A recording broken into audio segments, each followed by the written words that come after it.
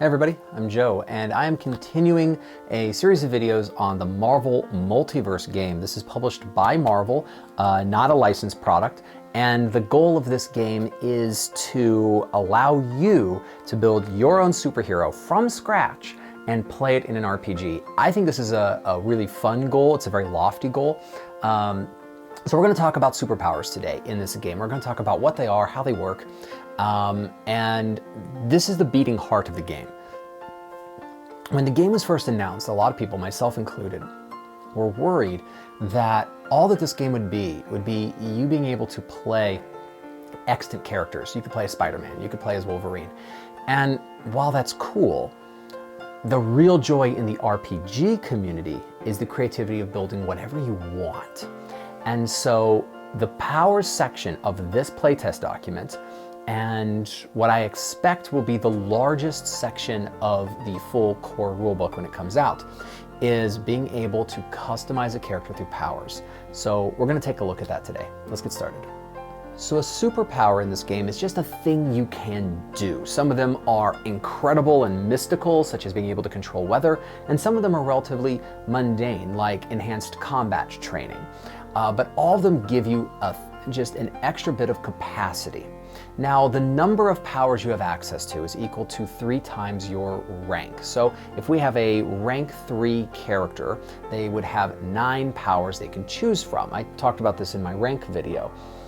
And the powers that you choose are going to have certain descriptions, and we're going to take a look at these. But for right now, understand that powers, you have limited numbers of them you can access, and they get clumped into things called power sets. A power set is just a grouping of powers that are thematically linked together, right? There are ones for super strength. There are ones for battlefield tactics. There are ones for having a plasticity of the human body, which is one of my favorite power sets. And these give you the ability to customize what your character can do in thematic ways. But also, you only have access to a number of power sets that is equal to your rank. So our same rank 3 hero would have access to 9 powers that are inside of 3 power sets. In this way, your character is going to have to choose your specialization. You can't pick from an enormous smorgasbord, but more of a truncated one. By the way, this game has no classes or subclasses at all, which is very interesting. And you basically create your own class and subclass every time you build a new hero in this game. So your choice of power sets is effectively your choice of classes and subclasses. And then you start picking powers that you want. When you're choosing a power, you need to take a look at the prerequisites and the power sets. There is a fun and iconic power called banging heads, and that's literally where you just take 2 people's heads and smash them together. This is actually part of 2 power sets, super strength and martial arts training. What this means is you can be part of either one of these power sets to choose this power. You do not need to be inside of both. So that's the power set requirement. Let's say that you are part of the martial arts power set as one of your 2 or 3 power sets. You can decide to take this if you meet the other prerequisites.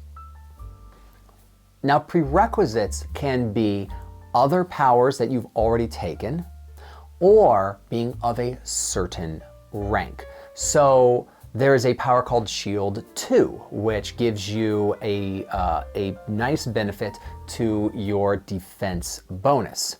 And in order to take Shield 2, you have to have taken Shield 1.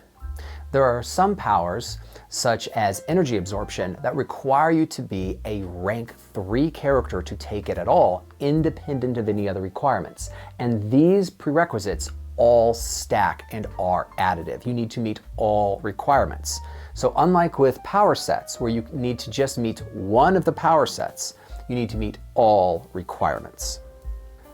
So next we have what type of action this power is associated with. There used to be 3 choices, but we're down to 2. We used to have easy action action, and reaction.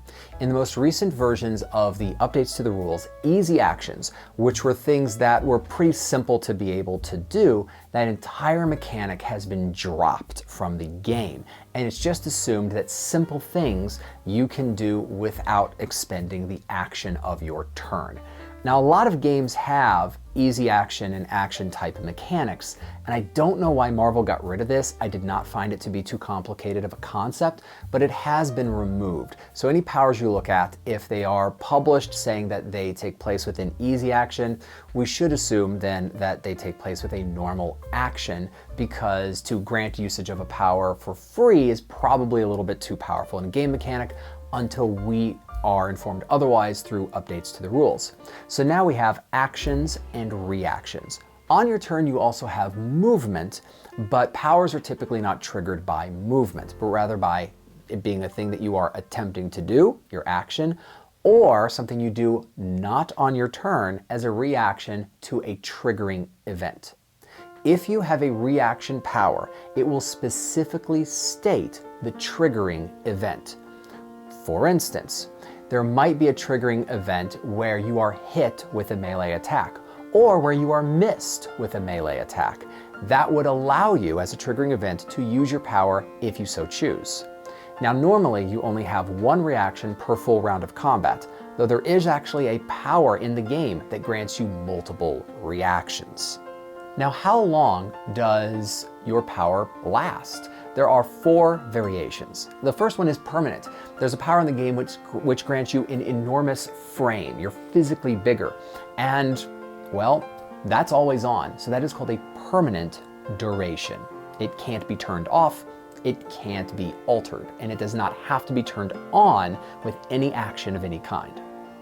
The next one, and this is the most common, is an instant power, meaning you utilize it as an action on your turn and the effect happens and then is done. So types of attacks are instant powers.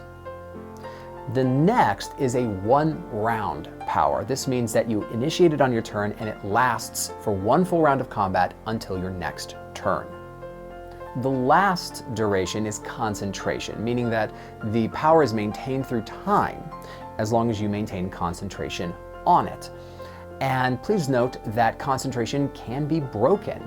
It can be broken in ways including but not limited to losing all your health, losing all your focus, being knocked prone, and sometimes being blinded or deafened. And breaking concentration is an incredible goal of you as a player against an enemy combatant. So it's something to keep in mind. Now, what can superpowers do? Well, there's essentially no limit inside of this game, but they typically have a few different versions. One of which is to grant